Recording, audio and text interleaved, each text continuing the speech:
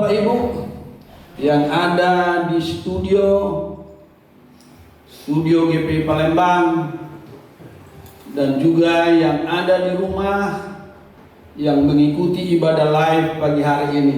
Shalom semuanya.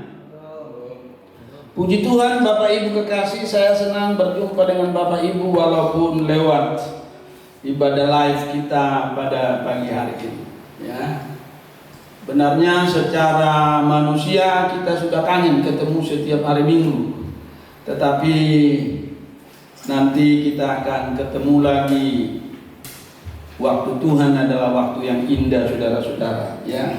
Indah pada waktunya nanti. Nah, Bapak Ibu, 1 bulan yang lalu saya membaca satu buku karangan Pastor Stehe, ya, dari Bandung. Dia sudah pernah khotbah di gereja kita di Harpani Hotel 2019 yang lalu. Saya terinspirasi lewat bukunya saudara-saudara dan saya akan bagikan hari ini. Kita ambil dari 1 Raja-Raja 19. 1 Raja-Raja 19 ayat 19 sampai dengan 21. Elisa terpanggil. Setelah Elisa pergi dari sana, ia bertemu dengan setelah Elia pergi dari sana, ia bertemu dengan Elisa bin Safat yang sedang membajak dengan 12 pasang lembu, sedang ia sendiri mengemudikan yang ke-12. Ketika Elia lalu dari dekatnya, ia melemparkan jubahnya kepadanya. Lalu Elisa meninggalkan lembu-lembu itu dan berlari mengikuti Elia. Katanya, biarkanlah aku mencium ayahku dan ibuku dahulu, lalu aku akan mengikut engkau. Jawabnya kepadanya, baiklah, pulanglah dahulu dan ingatlah apa yang telah kuperbuat kepadamu. Lalu berbaliklah ia daripada Elia. Ia mengambil pasangan lembu itu, menyembelihnya dan memasak dagingnya dengan banyak lembu itu sebagai kayu api. Ia memberikan daging itu kepada orang-orangnya, kemudian makanlah mereka. Sesudah itu bersiaplah ia, lalu mengikuti Elia dan menjadi pelayannya. Demikian Bapak Ibu kekasih dalam Kristus Yesus, pembacaan firman Tuhan pagi hari ini. Kita lihat tema daripada khotbah hari ini adalah Elisa dipanggil menjadi nabi. Elisa dipanggil menjadi nabi. Kita lihat pendahuluan. Elisa yang pekerjaannya sebagai seorang pembajak sawah, pembajak ladang dengan 12 pasang lembu, adalah seorang pria yang biasa-biasa. Kemampuannya juga biasa-biasa, saudara kekasih dalam Kristus Yesus. Elia bergulat dalam rutinitas dan kemonotonan setiap hari.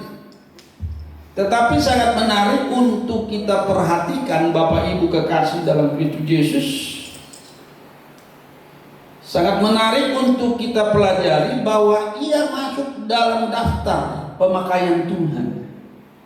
Walaupun Elisa sendiri tidak tahu bahwa Tuhan mempersiapkan dia sebagai nabi. Dia orang biasa, saudara kekasih dalam Kristus Yesus.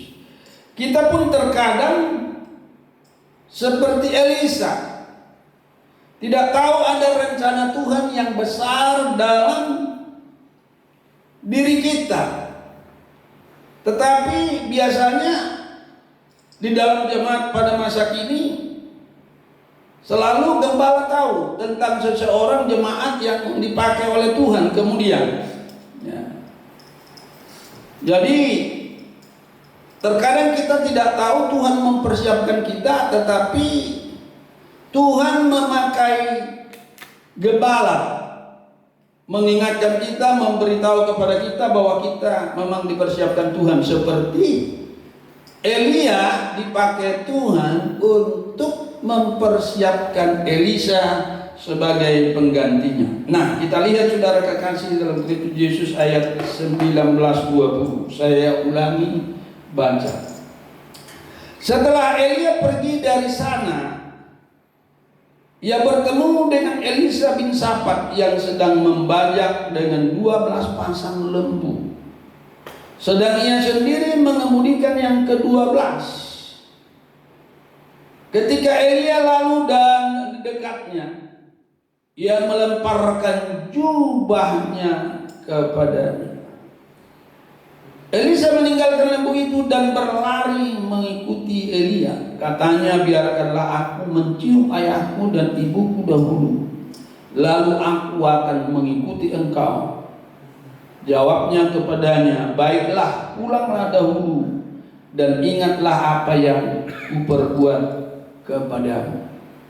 Bapak Ibu, di sana ada kata-kata ia bertemu dengan Elisa bin Safat yang sedang membajak dengan 12 pasang lembu. Nah, Bapak Ibu kekasih dalam Kristus Yesus, dari kurikulum pitanya Elisa tidak ada sesuatu yang istimewa. Di dalam hidupnya tidak ada sesuatu yang luar biasa. Tidak ada tertulis dalam Alkitab kalau Elisa itu orang yang istimewa dan yang melakukan hal-hal yang besar dan luar biasa. Tetapi Alkitab menuliskan Elisa hanyalah seorang pria sederhana, seorang pembajak ladang, saudara kekasih dalam Kristus Yesus. Awal mula kemunculan Elisa bin Safat dari Abel Mehola di dalam ayat 16 dan 19 dituliskan kalau ia hanyalah seorang pria biasa yang pekerjaannya hanya sebagai petani. Di dalam ayat 16 dan ayat 19 pekerjaan Elisa itu sebagai seorang pembajak ladang. Tidak seperti Ayub.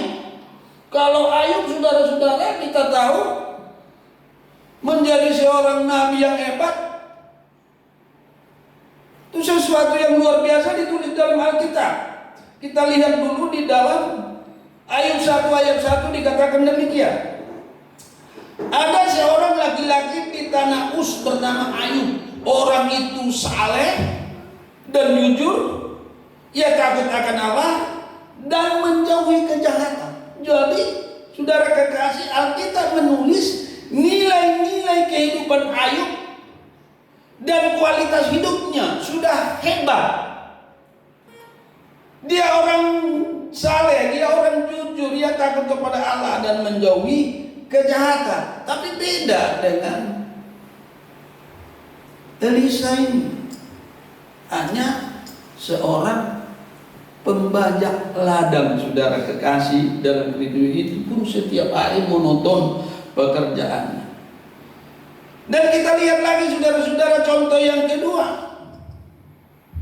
Elisa bin Safat dari Abel Mehola ini tidak seperti apa yang dituliskan kepada Henok di dalam Kejadian 5 ayat 22 dan 24. Dikatakan demikian. Dan Henok hidup bergaul dengan Allah selama 300 tahun lagi setelah ia memperanakan Metusala dan ia memperanakan anak laki-laki dan perempuan. Jadi Henok mencapai umur 365 tahun.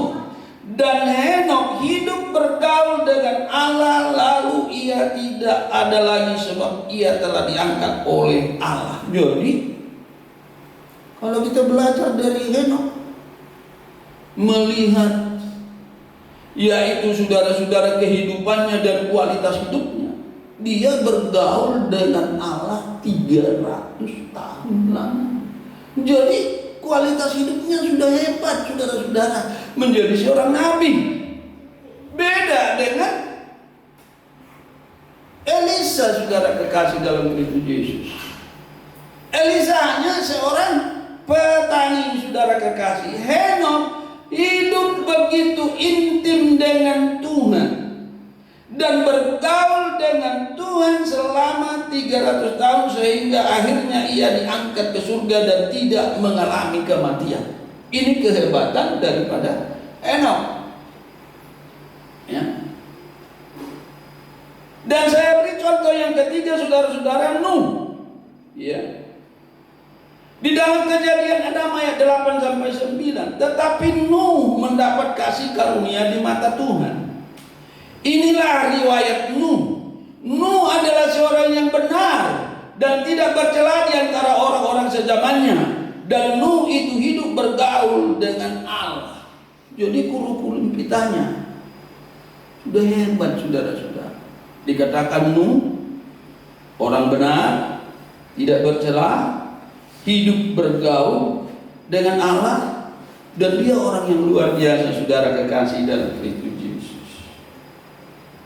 Tetapi kembali kepada Elisa, ya, orang sederhana, dipakai oleh Tuhan luar biasa. Nah, Bapak Ibu kekasih dalam Kristus Yesus, intinya dari firman Tuhan pagi hari ini, Elisa bin Safat dari Abel Mehola itu hanyalah seorang petani, pembajak ladang, bukan seorang yang hebat.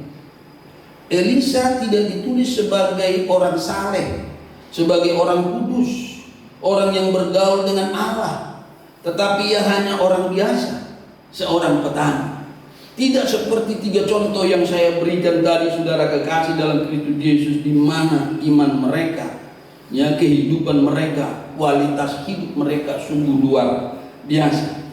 Tetapi menarik untuk kita renungkan, Elisa orang biasa itu masuk dalam kriteria pilihan Tuhan. Masuk dalam kriteria pilihan Tuhan. Ia terpilih menggantikan Elia sebagai nabi di Israel untuk mengembalikan Israel dari dosa-dosa penyembahan berhala. Walaupun sebenarnya, saudara kekasih, Elisa tidak tahu bahwa Tuhan mempersiapkan dia melalui Elia, saudara kekasih dalam Kristus Yesus. Terkadang kita, ya, heran juga melihat Tuhan, saudara-saudara. Ya, orang seperti Elisa, orang biasa-biasa, bisa dipanggil menjadi nabi yang hebat di zamannya, saudara-saudara. Apa yang menarik dari Elisa sehingga Tuhan memilih dia menjadi nabi? Alkitab tidak menuliskannya, saudara-saudara, tetapi yakinlah, di tempat tersembunyi Tuhan melihat dan memperhatikan kita. Katakan amin. Bapak Ibu saudara sekalian, di tempat tersembunyi Tuhan memperhatikan kita, ya. Apa yang menarik dari Elisa sehingga Tuhan memilih dia menjadi nabi menggantikan Elia? Di tempat tersembunyi Tuhan memperhatikan cara hati kita bergerak di hadapannya. Jadi bagaimana hati kita bergerak di hadapan Tuhan itu diperhatikan Tuhan yang pertama. Yang kedua, saudara-saudara, Tuhan melihat dan memperhatikan cara hati kita mengasihinya. Bagaimana kita mengasihi Tuhan? Dan yang terakhir, Tuhan melihat dan memperhatikan cara hati kita melayaninya, saudara kekasih dalam